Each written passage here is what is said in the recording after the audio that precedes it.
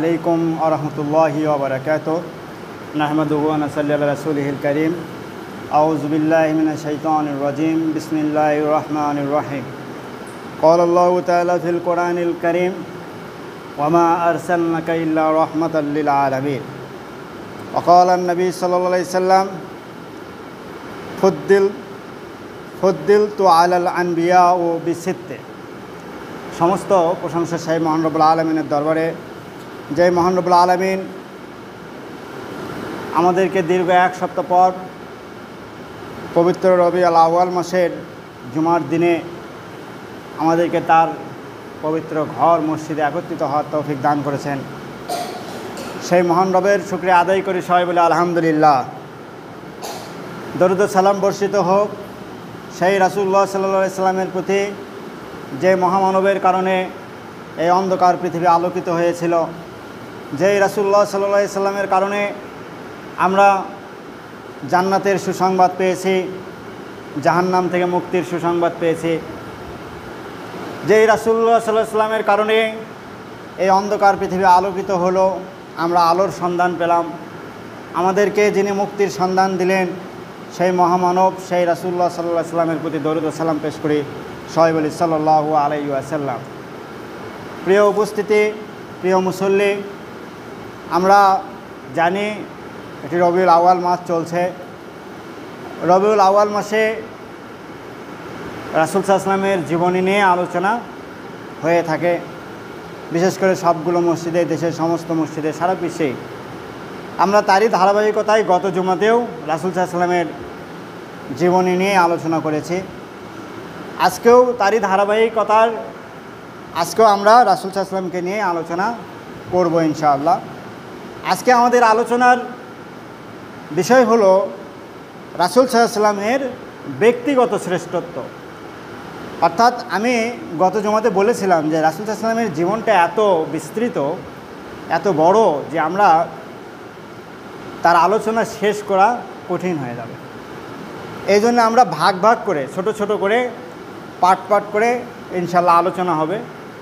তারই ধারাবাহিকতা আজকে আলোচনা করব আমরা রাসূল সাল্লাল্লাহু আলাইহি সাল্লামের ব্যক্তিগত শ্রেষ্ঠত্ব, অর্থাৎ ব্যক্তি রাসূল হিসেবে ব্যক্তি মুহাম্মদ সাল্লাল্লাহু আলাইহি সাল্লামের যে শ্রেষ্ঠত্ব, ব্যক্তি মুহাম্মদের যে শ্রেষ্ঠত্ব, ব্যক্তি নবী সাল্লাল্লাহু আলাইহি সাল্লামের যে শ্রেষ্ঠত্ব, সেটি নিয়ে আলোচনা হবে ইনশাআল্লাহ। প্রথমত আমরা যদি দেখি তাহলে দেখব রাসূল সাল্লাল্লাহু আলাইহি সাল্লাম ব্যক্তিগত শ্রেষ্ঠর দিক থেকে কেন শ্রেষ্ঠ ছিলেন। কারণ তিনি তার নামের দিক দিয়েও শ্রেষ্ঠ ছিলেন। একজন মানুষের নামের মধ্যেও তার শ্রেষ্ঠত্বের কিছু বোঝা যায়, যে তার নামটায় তিনি নামের দিক দিয়েই তিনি শ্রেষ্ঠ একজন মানব ছিলেন। যেমন রাসূল সাল্লাল্লাহু আলাইহি সাল্লামের একটা তিরমিজির 366 নম্বর হাদিস, এটি অনেক বড় একটা হাদিস।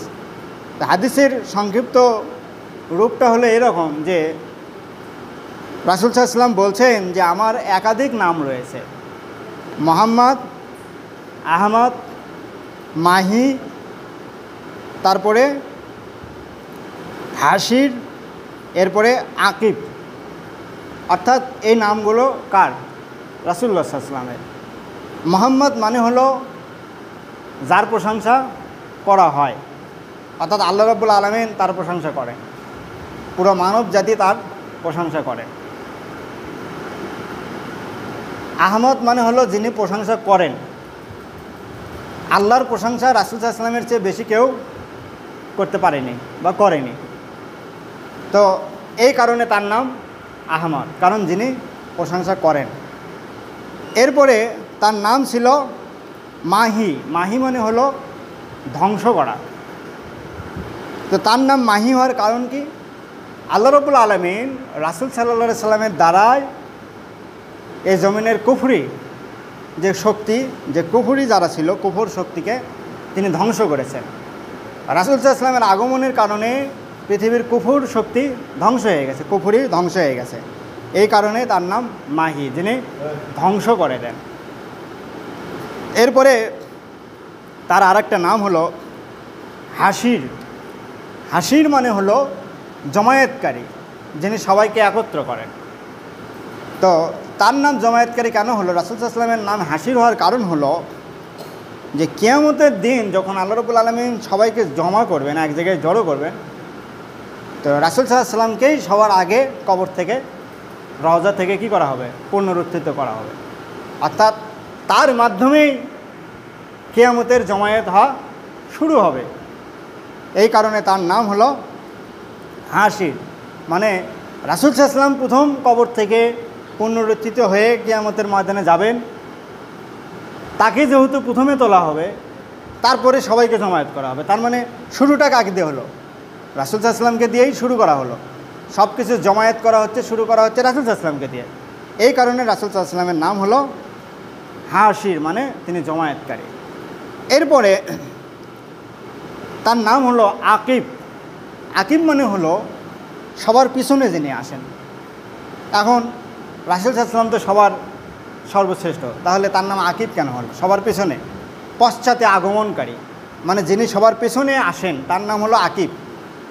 তার নাম আকিব কারণ 1,24,000, কোনো আলেমের মতে 2,24,000 পয়গম্বর আল্লাহ রাব্বুল আলামিন এই পৃথিবীটাতে প্রেরণ করেছেন।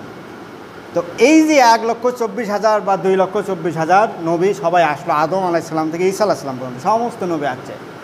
সবার পরে কে আসছেন? মুহাম্মদ সাল্লাল্লাহু আলাইহি ওয়াসাল্লাম। সবার পরে তিনি আসলেন না, নবীদের সিরিয়ালে সবার পেছনে কে আসলো? মুহাম্মদ সাল্লাল্লাহু আলাইহি ওয়াসাল্লাম।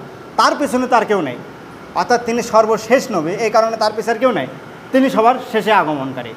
সমস্ত নবীদের শেষে আগমন করলেন কে? মুহাম্মদ সাল্লাল্লাহু আলাইহি ওয়াসাল্লাম। এই জন্য মুহাম্মদ সাল্লাল্লাহু আলাইহি ওয়াসাল্লামের নাম হলো আকিব, মানে হলো তিনি সবার পশ্চাতে আগমনকারী।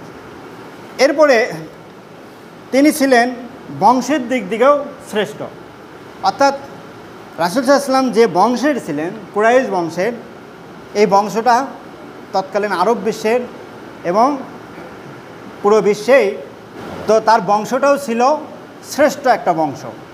রাসূল সাল্লাল্লাহু আলাইহি ওয়াসাল্লাম ছিলেন কুরাইশ বংশের লোক, কুরাইশ বংশটা ছিল একটা শ্রেষ্ঠ একটা বংশ। রাসূল সাল্লাল্লাহু আলাইহি ওয়াসাল্লাম ওই সময় তো আরও বংশ ছিল, আল্লাহ রাব্বুল আলামিন তো তাকে সেসব বংশ দিতে পারতেন, কিন্তু তিনি তা না দিয়ে সবচেয়ে শ্রেষ্ঠ যে বংশটা কুরাইশ বংশ, সেই কুরাইশ বংশে তিনি রাসূল সাল্লাল্লাহু আলাইহি ওয়াসাল্লামকে প্রেরণ করলেন। তার মানে তিনি বংশের দিক দিয়েও শ্রেষ্ঠ একজন মানব ছিলেন।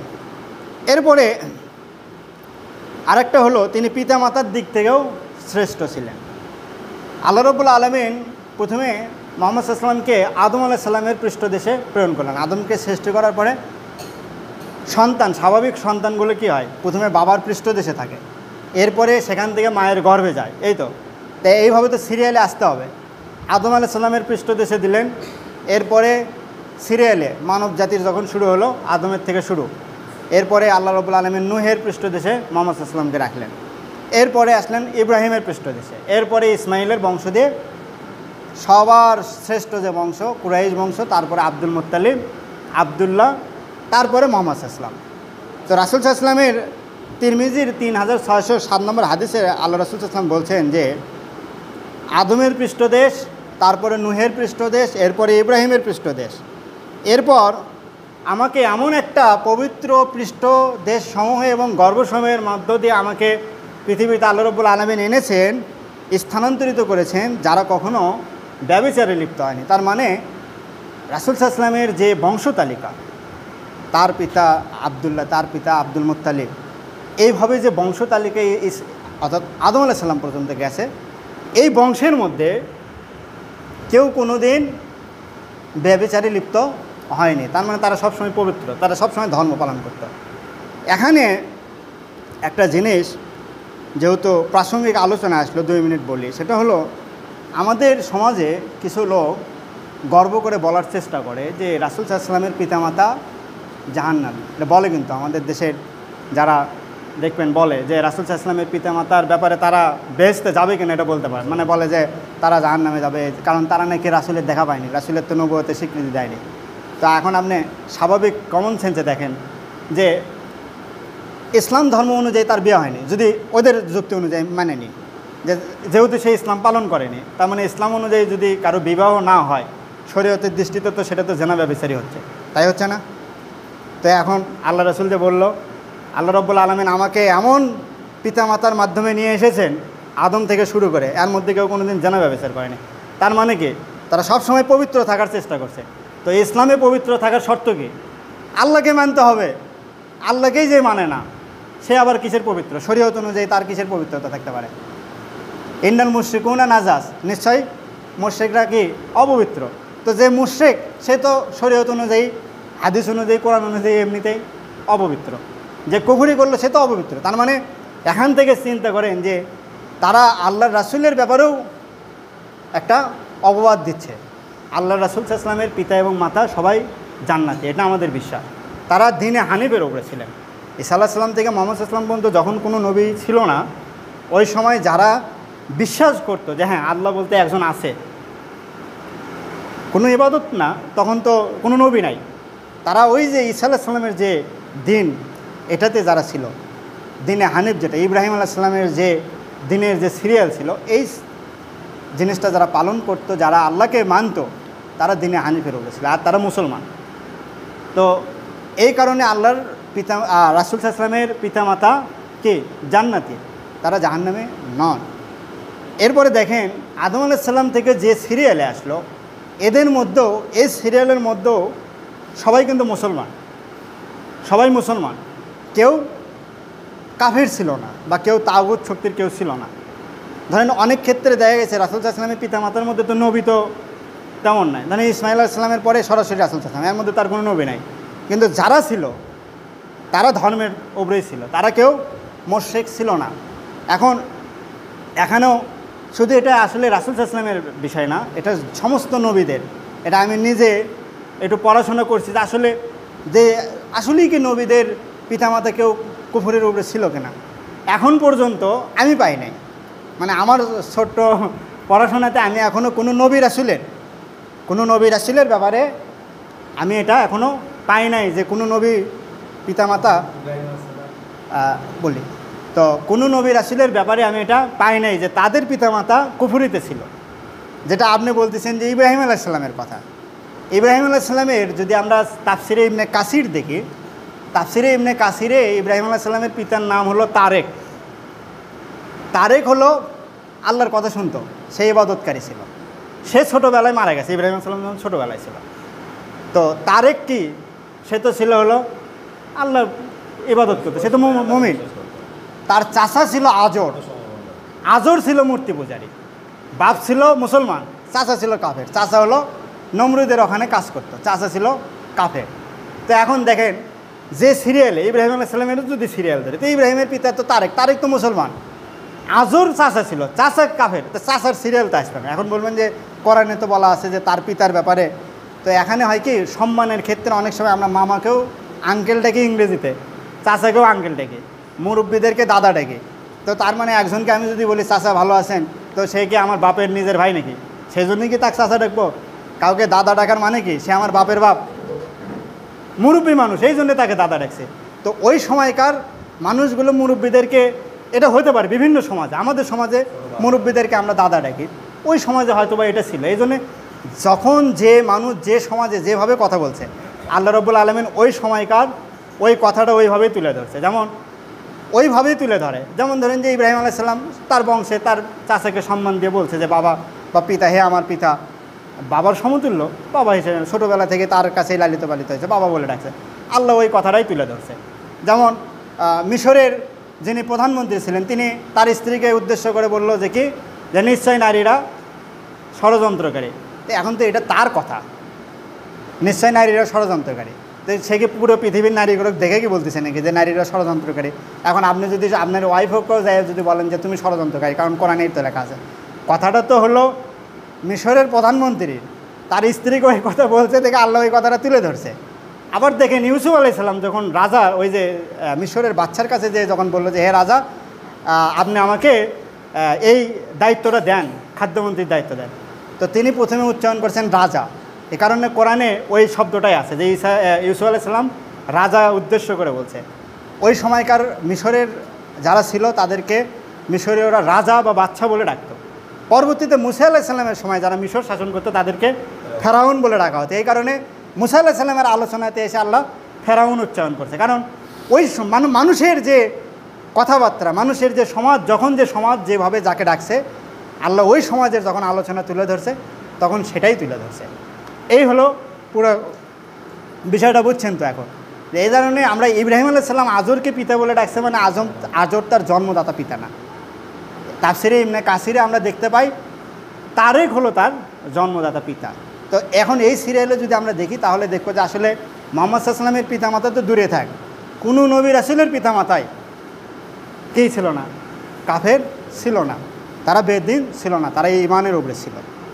এরপরে 4 নম্বর যে পয়েন্টটা সেটি হলো রাসূল সাল্লাল্লাহু আলাইহি ওয়াসাল্লাম ব্যক্তি হিসাবেও একজন শ্রেষ্ঠ মানুষ ছিলেন। তিনি সর্বোত্তম এবং শ্রেষ্ঠ মানুষ ছিলেন। আরেকটা হলো তিনি নবীদের মধ্যে শ্রেষ্ঠ ছিলেন। তিনি সমস্ত নবীদের উপরে শ্রেষ্ঠত্ব লাভ করেছিলেন। আল্লাহ রাব্বুল আলামিন সমস্ত নবীদের উপরে তাকে শ্রেষ্ঠত্ব দিয়েছিলেন। কিছু কারণে, কয়েকটা বৈশিষ্ট্যের কারণে তিনি অন্যান্য নবীদের উপরে শ্রেষ্ঠত্ব লাভ করেছিলেন। যেমন তার রাসূল সাল্লাল্লাহু আলাইহি ওয়াসাল্লামের কারণেই পুরো পৃথিবীটাকে আল্লাহ রাব্বুল আলামিন পবিত্র করে দিয়েছেন এবং মসজিদ বানিয়ে দিয়েছেন। অন্যান্য নবীর উম্মতেরা যখন ইবাদতের সময় হতো তাদেরকে নির্দিষ্ট জায়গায় এসে মসজিদে এসে নামাজ পড়তে হতো, অপবিত্র হয়ে তারপরে যেখানে সেখানে নামাজ পড়তে পারতো না, তাদেরকে নির্দিষ্ট মসজিদে এসে নামাজ পড়তে হতো। রাসূল সাল্লাল্লাহু আলাইহি ওয়াসাল্লামের সম্মানে আল্লাহ রাব্বুল আলামিন পুরো পৃথিবীটাকে পবিত্র করে দিয়েছেন। এই কারণে আমরা যারা রাসূল সাল্লাল্লাহু আলাইহি ওয়াসাল্লামের উম্মত, আমরা কী করি? যারা কৃষি কাজ করে দেখবেন ওখানে অজু করে জমিতে নামাজ পড়তে পারে, কারণ ওইটা তার জন্যে পবিত্র করে দেওয়া হয়ে গেছে। এটা রাসূলের কারণে, এটা অন্য নবীদের উম্মতের এই সুযোগটা ছিল না।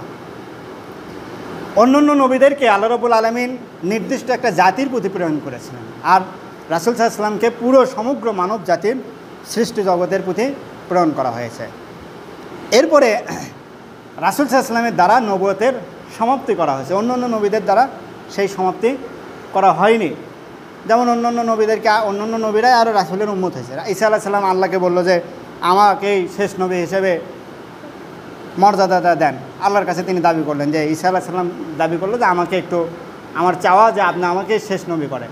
তা আল্লাহ বললো যে না, এটা তো মুহাম্মদকে করা হবে, মুহাম্মদ সাল্লাল্লাহু আলাইহি ওয়াসাল্লামকে করা হবে। তো তখন ঈসা আলাইহিস সালাম বললো তাহলে আমাকে না করে আমার উম্মতদেরকেই শেষ উম্মত হিসেবে। তো ঘুরে ফিরে তো ঘটনা একই হচ্ছে, তার উম্মতকে যদি শেষ উম্মত হিসেবে ঘোষণা করা হয় তাহলে তো তিনি শেষ নবী। আল্লাহ বললো যে না, সেই সুযোগও নেই। তখন ঈসা আলাইহিস সালাম বললো তাহলে তার উম্মত হওয়ার তো সুযোগ আছে। তো বলতে হ্যাঁ, সেটার সুযোগ আছে। তখন আল্লাহ রাব্বুল আলামিন ঈসা আলাইহিস সালামের দোয়া কবুল করে ঈসা আলাইহিস সালাম শেষ নবীর উম্মত হলেন। এই কারণে আল্লাহ রাব্বুল আলামিন তাকে মৃত্যু দেননি, তাকে তুলে নিয়ে গেছেন জীবিত অবস্থায়। তাকে যখন ইহুদিরা মারতে গেল আল্লাহ রাব্বুল আলামিন তাকে জীবিত অবস্থায় চতুর্থ আসমানে নিয়ে গেলেন। ওই যে তার দোয়াটা আল্লাহ কবুল করল। কিয়ামতের দিন শেষে আলামত যেগুলো আছে তার মধ্যে একটা আলামত হলো ঈসা আলাইহিস সালাম পৃথিবীতে আসবেন।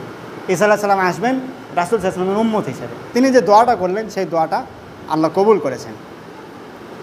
এটা হলো সেই কারণে তিনি আসবেন।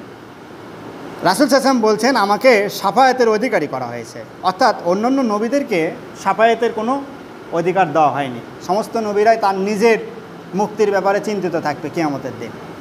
আদম আলাইহিস সালাম চিন্তা করবে গন্ধম বৃক্ষের কাছে যেতে নিষেধ করছিল, আমি খাইছি, এটা নিয়ে যদি আল্লাহ এখন জিজ্ঞেস করে। নূহ আলাইহিস সালাম চিন্তা করবে 950 বছর দাওয়াত দিছি, মাত্র 40 জন 80 জন মানুষ আমার প্রতি ঈমান আনছে, আল্লাহ যদি এটা নিয়ে জিজ্ঞেস করে। প্রত্যেকটা নবীর একটা বিষয় নিয়ে টেনশনে থাকবে। ইব্রাহিম আলাইহিস সালাম একটা টেনশনে থাকবে, ঈসা আলাইহিস সালাম একটা টেনশনে থাকবে যে খ্রিস্টানরা আমাকে আল্লাহর পুত্র বলছে, আমি তো কাউকে বলি নাই কোনোদিন। এখন আল্লাহ যদি এটা নিয়ে জিজ্ঞেস করে, সমস্ত নবীদের কাছে উম্মতেরা যাবে যে আপনারা আমাদের জন্য একটু সুপারিশ করেন। তখন সমস্ত নবীরা বলবে যে আমরা নিজেরাই ইয়া নাফসি করতেছি, আমাদের নিজেদেরকে আল্লাহ যদি এখন জিজ্ঞেস করে আমরা কিছু বক্তব্য। তখন তারা মুহাম্মদ সাল্লাল্লাহু আলাইহি ওয়াসাল্লামের কাছে যাবে। মুহাম্মদ সাল্লাল্লাহু আলাইহি ওয়াসাল্লাম ইয়া উম্মতি বলবে, অর্থাৎ তিনি সবার প্রথমে শাফায়াত করবেন। শাফায়াত করার অধিকারটা আল্লাহ রাব্বুল আলামিন মুহাম্মদ সাল্লাল্লাহু আলাইহি ওয়াসাল্লামকে দিয়েছেন, অর্থাৎ মুহাম্মদ সাল্লাল্লাহু আলাইহি ওয়াসাল্লাম যাকে যাকে শাফায়াত করবেন তারাই বেহেশতে যেতে পারবে। তিনি ছিলেন সর্বযুগের সর্বশ্রেষ্ঠ একজন নবী, অর্থাৎ তিনি মানব জাতির সর্বোত্তম যে যুগটা সেটা হলো রাসূল সাল্লাল্লাহু আলাইহি ওয়াসাল্লাম যে যুগে এসেছিলেন, এটা হলো সবচেয়ে সর্বোত্তম যুগ এবং সর্বশ্রেষ্ঠ নবী ছিলেন তিনি। এরপরে তিনি হলেন জ্যোতির মতো বা আলোর মতো। যেমন অনেকে বলে না যে আল্লাহর, এটা নিয়ে আবার অনেকে বিতর্ক করে যে রাসূল নবী মাটির তৈরি না নূরের তৈরি। আমি সেটার ব্যাপারে ওটা নিয়ে বললে দেখা যাবে যারা বলে দুই গ্রুপই শর্ত দলিল ঠিকই দেয়। তো এটা নিয়ে আমি বিস্তারিত না বলি। তো রাসূল সাল্লাল্লাহু আলাইহি ওয়াসাল্লাম কী ছিলেন? জ্যোতির মতো ছিলেন। মানে তিনি এখানে জ্যোতি বলতে আরবিতে আসলে নূর বোঝায়। যেমন আনাস রাদিয়াল্লাহু আনহু থেকে বর্ণিত একটা হাদিস হলো যে আমরা যখন রাসূল সাল্লাল্লাহু আলাইহি ওয়াসাল্লাম যখন মদিনায়, মানে তিনি একটা কি বলে এটা ঘটনা বর্ণনা করতেছেন যে আমার কাছে এটা মনে হলো যে রাসূল সাল্লাল্লাহু আলাইহি ওয়াসাল্লাম যেদিন মদিনায় আগমন করলেন সেদিন যেন মদিনায় প্রতিটি বস্তুই যেন কী হলো, জ্যোতির্ময় হয়ে উঠল। কারণ কোথাও একটা লাইট জ্বলালে সেখানে কি হয়, সব কিছু আলোকিত হয়ে যায়। তো রাসূল সাল্লাল্লাহু আলাইহি ওয়াসাল্লাম মদিনায় যখন প্রবেশ করলো, আনাসের কাছে মনে হলো যে মদিনার প্রতিটি বস্তুই যেন আলোকিত হয়ে গেল। তো মদিনার, এবং এটার একটা ব্যাপারও আছে যে আয়েশা রাদিয়াল্লাহু আনহা, একটা হাদিস আছে যে আয়েশা রাদিয়াল্লাহু আনহা তখন কী করতেছিলেন, কাঁথা সেলাই করতেছিলেন। কাপড় সেলাই করতে করতে একটা সুচ পড়ে গেছে, অন্ধকার ঘরে খুঁজে পাচ্ছেন না। তো রাসূল সাল্লাল্লাহু আলাইহি ওয়াসাল্লাম রুমের মধ্যে ঢুকলেন। তো রুমের মধ্যে ঢোকার পরে ওই আলো হয়ে গেল, রাসূলের চেহারার আলোতে তিনি সুচটা খুঁজে পেলেন। তো এখন তিনি আসলে কেমন জ্যোতির্ময় ছিলেন, তিনি কেমন ছিলেন তার চেহারাতে বোঝা যাচ্ছে। তো যে একজন মানুষ অন্ধকার ঘরে ঢুকলো, তার চেহারার আলোতে, তার জ্যোতিতে যে সুচ পর্যন্ত খুঁজে পাওয়া যাচ্ছে। তো পৃথিবীর সবচেয়ে সুন্দর চেহারার মানুষ ছিলেন রাসূল সাল্লাল্লাহু আলাইহি ওয়াসাল্লাম। আমেনা রাসূল সাল্লাল্লাহু আলাইহি ওয়াসাল্লামের মা, রাসূলকে কোলে নিয়ে তার সন্তানের দিকে চেহারা যখন গেছে, তখন মা আমেনা মনে মনে একটু বলতেছে যে এত সুন্দর চেহারার আমার ছেলে। তখন হালিমা সাদিয়া, যিনি রাসূল সাল্লাল্লাহু আলাইহি ওয়াসাল্লামের দুধ মা, তিনি আমেনাকে উদ্দেশ্য করে তখন বলছেন, মানে হালিমা সাদিয়া সাইডেই ছিল, তো আমেনাকে বলছেন যে আমেনা, তোমার নিজের একটা ছেলেকে দেখেই তুমি বলতেছে এত সুন্দর চেহারার মানুষ দেখো নাই, তুমি কয়টা ছেলেকে দেখছো? তুমি তো এখানেই, এই মক্কাতেই, তোমার তো বেশি দূর তো তুমি তো যাও নাই। আমি তো, আমার কাজই হলো কি মানুষের ছেলেপেলেকে লালিত পালিত করা। আমি এখন পর্যন্ত আমার চোখে মুহাম্মদের মতো সুন্দর চেহারার মানুষ দেখি নাই। তো হালিমা সাদিয়া এবং আমিনা এই কথা যখন বলতেছিল, তখন আব্দুল মুত্তালিবের কানে এই কথাটা গেছে। তখন আব্দুল মুত্তালিব বলতেছে, তোমরা মহিলা মানুষ আর কত দূরে গেছো, এই মক্কা মদিনা এইটুকুই তো, আমি তো কাবার দায়িত্বে আছি। সিরিয়া থেকে, ইয়ামেন থেকে, মিশর থেকে, ইরাক থেকে, সমগ্র আরব থেকে মানুষ মক্কাতে আসে, এখানে মেলা হয়, এখানে আসে, মক্কাতে তাওয়াফ করতে আসে। আমি প্রতিটা মানুষের চেহারা মোটামুটি দেখি যারা আসে। এখন এখানে যতগুলো মানুষ আছে, আমার তো সবার দিকে তো চেহারা যাচ্ছে, তো আমি তো সবাইকে তো দেখতেছি। তো এইরকম আব্দুল মুত্তালিবও তো দেখে, মক্কায় বসে থাকলে দেখে না মানুষ আসতেছে, হাজার হাজার মানুষ আসতেছে। তা আব্দুল মুত্তালিব বলতেছে যে আমি এরকম চেহারার, আমার এই নাতির যে চেহারা, এত সুন্দর চেহারা, এরকম সুন্দর চেহারার মানুষ আমার চোখে এখনও পড়ে নাই। জিবরাইল আকাশ থেকে, আসমান থেকে আব্দুল মুত্তালিবকে উদ্দেশ্য করে ডাক দিল যে আব্দুল মুত্তালিব, তুমি এই সিরিয়া, ইয়ামেন এইটুকুই, এই আরব, আর আমি সিদরাতুল মুনতাহা, সপ্তম আকাশের একবারে উপরে, যার উপরে আর কিছু কোনো সৃষ্টি জগৎ নেই, ওখান থেকে সপ্ত জমিন। ইউসুফ আলাইহিস সালামকে তার ভাইয়েরা নদীতে, কুয়াতে ফেলে দিল, আমি সিদরাতুল মুনতাহায় বসে আছি। আল্লাহ বললো যে ইউসুফের ভাইয়েরা ইউসুফকে ফেলে দিছে, দৌড় মারো। তো 70 হাত হলো কুয়ার দৈর্ঘ্য, জিবরাইল হলো সপ্ত আকাশে। জিবরাইল দৌড়ে এসে ওখান থেকে দ্রুত গতিতে 600 নূরের পাকা বিছাই দিয়ে আসে, ইউসুফকে ধরছে কুয়াতে পড়ার আগে। ইউসুফকে তখন প্রথম দেখলো, এত সুন্দর মানুষ, এত সুন্দর মানুষকে তার ভাইয়েরা কী করছে, ফেলে দিছে। জিবরাইল ভাবেই পাচ্ছে না যে এত সুন্দর মানুষ হয়। ইউনুসকে যখন মাছের পেটে, জিবরাইল সাইডে তার সাথে 1,24,000, কোনো আলেমের মধ্যে 2,24,000 পয়গম্বর এই পৃথিবীতে এসেছে, সবার সাথেই জিবরাইল ছিল, সবার কাছেই জিবরাইল এসেছে। জিবরাইল বলছে যে 7 আসমান 7 জমিন, প্রতিটা নবী রাসূল সবার সাথে আমি ছিলাম, সবাইকে আমি জানি। কাউকে এত সুন্দর মুহাম্মদ সাল্লাল্লাহু আলাইহি ওয়াসাল্লামের মতো চেহারা, সুন্দর চেহারার কেউকে আমি জিবরাইলই দেখে নাই। সুবহানাল্লাহ। এই কথা জিবরাইল বলার পর আল্লাহ জিবরাইলকে উদ্দেশ্য করে ডাক দিয়ে বলছে, ওই সুন্দর চেহারার মানুষ মুহাম্মদের চেয়ে তো সুন্দর আমি সৃষ্টিই করি নাই। সুবহানাল্লাহ। তো তিনি এতটাই জ্যোতির্ময় ছিলেন, তিনি আমাদের মতো মানুষ ছিলেন, এটা ঠিক, আমাদের মতো মানুষ ছিলেন। বাজার করতেন, বিয়ে শাদী করতেন, তার সন্তান ছিল, তিনি, তার বাবা ছিল, তার মা ছিল, তার চাচা ছিল, দাদা ছিল, কিন্তু এই কারণে আমি আপনি যেমন তিনিও তেমন, এটা বললে রাসূলের প্রতি বেয়াদবি করা হয়ে যাবে, বোঝেন? আপনি যদি বলেন যে আমিও যেমন রাসূলও তেমন, শুধু রাসূলের কাছে ওহী আসছে এই কারণে, তো আমিও যেমন তেমন, রাসূলের কাছে ওহী আসলে যদি রাসূল আলাদা হয়, তো রাসূলের কাছে ওহী তো আসছে 40 বছর বয়সের। তার আগে রাসূল যখন রাস্তা দিয়ে হাঁটতো গাছ নুয়ে পড়তো, পশু প্রাণী এসে সেজদা দিত। আপনি আমার কাছে কতদিন আসে, যায়েন তো একটা পশুর কাছে, বাঘের কাছে সম্মান করবে? তো তাকে কেন করতো? তিনি রাসূল সাল্লাল্লাহু আলাইহি ওয়াসাল্লাম, তিনি আল্লাহর রাসূল ছিলেন, তার একটা আলাদা একটা বৈশিষ্ট্য ছিল। একজন সাধারণ মানুষের পক্ষে যত দ্রুতগামী যানবাহনে ওঠেন, আপনি কখনো পৃথিবীর উপরের যে স্তরগুলো আছে, প্রথম আসমান তো দূরে থাকে, এই যে তার আগে যে স্তরগুলো আছে, বাতাসের যে স্তর, এই স্তরকেই তো আপনি পার হতে পারবেন না। এটা স্বাভাবিক মানুষের। রাসূল সাল্লাল্লাহু আলাইহি ওয়াসাল্লাম 7 আকাশ পার হয়ে চলে যাচ্ছে, তো এটা তো তিনি যদি আমাদের মতোই সাধারণ একজন মানুষ হন, স্বাভাবিকভাবেই তো তিনি ওই স্তরের যেই আটকে যাবে, ওখানে ওটা তো পার হতে পারবে না। এরপরে ধরেন একটা মানুষের শক্তি আর কতটুকু হয়? প্রতিটা নবী রাসূলকে আল্লাহ, প্রত্যেকটা নবী রাসূলকে আল্লাহ 40 জন আরব যুবক যারা ছিল, মানে সবচেয়ে শক্তিশালী যুবকের যে 40 জনের যে শক্তি, এক একটা নবীকে আল্লাহ সেই শক্তি দিয়েছে।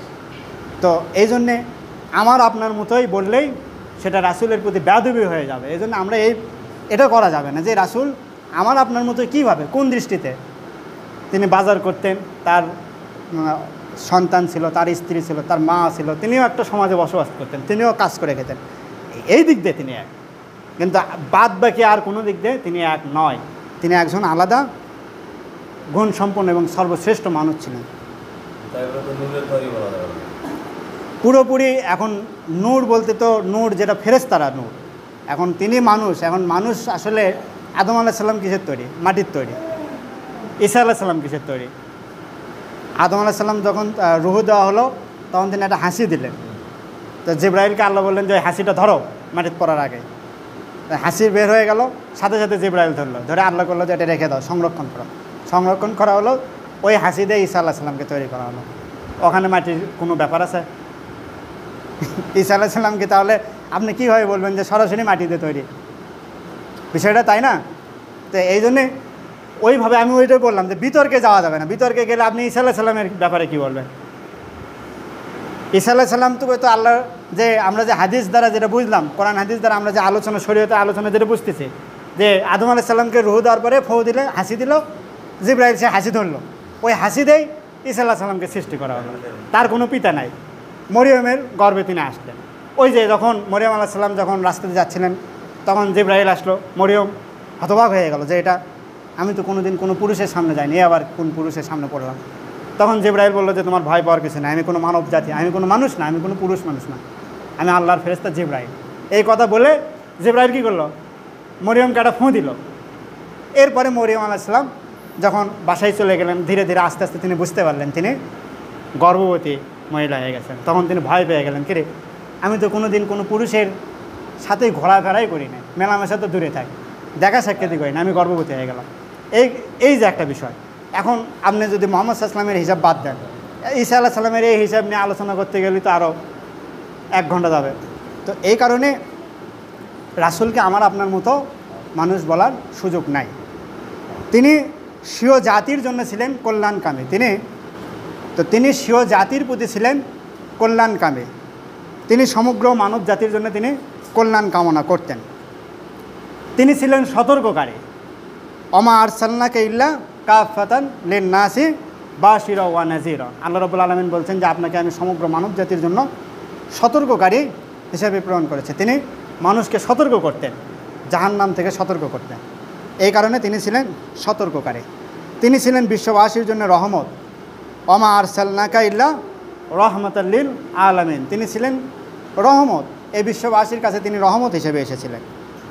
এরপরে সর্বশেষ যে আলোচনা সেটি হলো তিনি ছিলেন সর্বশেষ নবী, অর্থাৎ মা কানা মুহাম্মদ আবা আহাদিম মিন রিজালিকুম ওয়ালাকিন রাসূলুল্লাহি ওয়া খাতামান নাবিয়্যিন। যে মুহাম্মদ সাল্লাল্লাহু আলাইহি ওয়াসাল্লাম তোমাদের কারো পিতা নন, মানে এটা আল্লাহ রাব্বুল আলামিন সাহাবীদেরকে উদ্দেশ্য করে, মানুষকে উদ্দেশ্য করে বলছেন যে তিনি তোমাদের যেরকম সাধারণ কারো পিতা মাতা, ওই রকম কারো পিতা এই পরিচয়ে তিনি পিতা না যে উনি অমুকের বাপ, এই পরিচয়ের জন্য তিনি না। তিনি কি? তিনি হলেন ওয়ালাকিন রাসূলুল্লাহি, তিনি হলেন আল্লাহর রাসূল, ওয়া খাতামান নাবিয়িন, এবং তিনি সর্বশেষ নবী। তার মানে তার পৃথিবীতে অনেক আমাদের পরিচয় থাকে, আমাদের পিতামাতাকে মানুষ ডাকে যে অমুকের বাপ, অমুকের বাপ। রাসূলের ওই রকম সুযোগ নাই যে তিনি অমুকের পিতা হিসেবে এই পৃথিবীতে পরিচিত, এটা না। তিনি হলেন আল্লাহর রাসূল হিসেবে এই পৃথিবীতে পরিচিত। আল্লাহ বলছেন যে তিনি আমার রাসূল এবং তিনি খাতামান নাবিয়িন। তার উদাহরণটা কেমন? একটা বিল্ডিং, সমস্ত ইট হয়েছে, একটা ইট ফাঁকা আছে দেওয়ালে, রাসূলের দিয়ে সেই দেওয়ালটা পরিপূর্ণ করে দেওয়া হয়েছে। এবং রাসূলের পিঠে, এটা সাহাবীরাও এটা সত্যতা দিয়েছে যে রাসূলের পিঠে একটা মোহরাঙ্কিত একটা চিহ্ন বোঝা যেত। তার মানে সিল মেরে দেয় না অনেক সময় স্বাক্ষর দেওয়ার পরে, সিল দেওয়ার মানে কি ওটা পাস হয়ে গেছে, ওটা শেষ। তো রাসূলের পিঠে ওই রকম একটা সিলের মোহরের চিহ্ন পাওয়া যেত। তার মানে হলো তার মাধ্যমে নবুয়তের যে সিলসিলা ছিল ওটা শেষ করে দেওয়া হলো, ওটা খতম করে দেওয়া হলো, খাতামান নাবিয়িন। তো আমরা আজকে রাসূল সাল্লাল্লাহু আলাইহি ওয়াসাল্লামের ব্যক্তিগত যে ব্যক্তি মোহাম্মদ সাল্লাল্লাহু আলাইহি ওয়াসাল্লামের যে শ্রেষ্ঠত্ব সেটি সম্পর্কে আমরা জানলাম।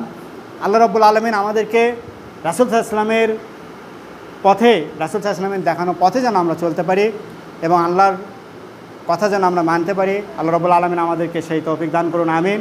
আসসালামু আলাইকুম ওয়া রাহমাতুল্লাহি ওয়া বারাকাতুহু।